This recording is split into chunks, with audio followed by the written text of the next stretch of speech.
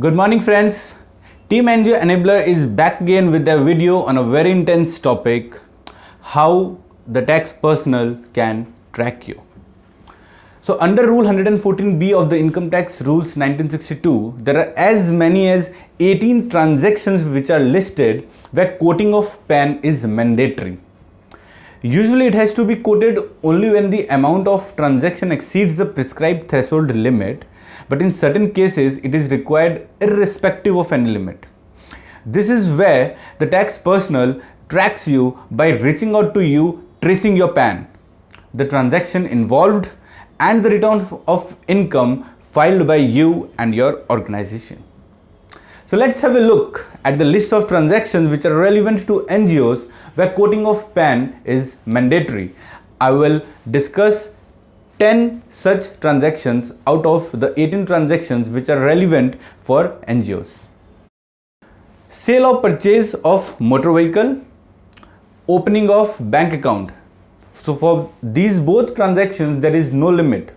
Whenever you sell or purchase a motor vehicle or you open a bank account, you have to mandatorily quote your PAN. Then comes cash payment to hotel or restaurants against a bill which is above rupees 50,000. Cash payment for foreign travel or purchasing of foreign currency above a limit of rupees 50,000 again. Purchase of mutual funds or its units above rupees 50,000. Cash deposit in a bank on a single day above rupees 50,000. Time deposit in any bank. Time deposit is equivalent to fixed deposit.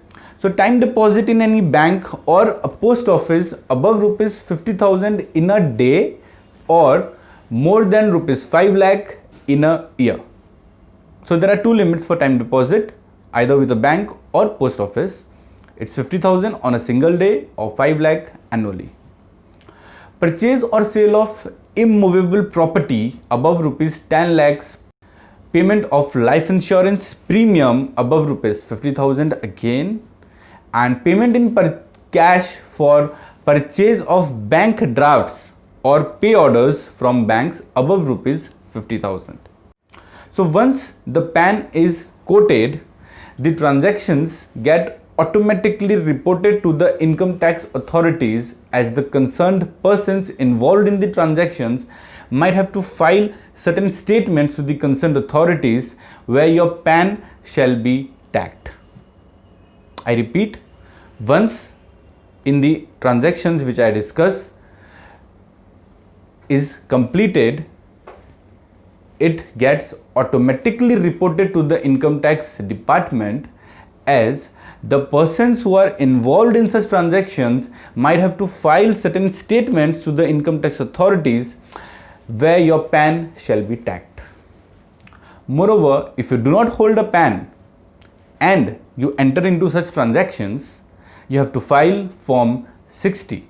It is a declaration form where you have to declare the details of such transactions in Form 60.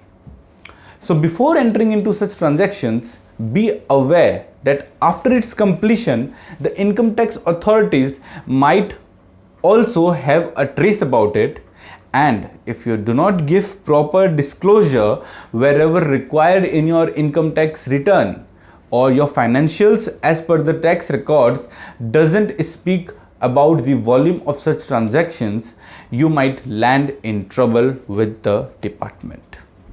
So to know more, visit our website or log into our Facebook page, and for any query you can contact us through email or comment below. Thank you.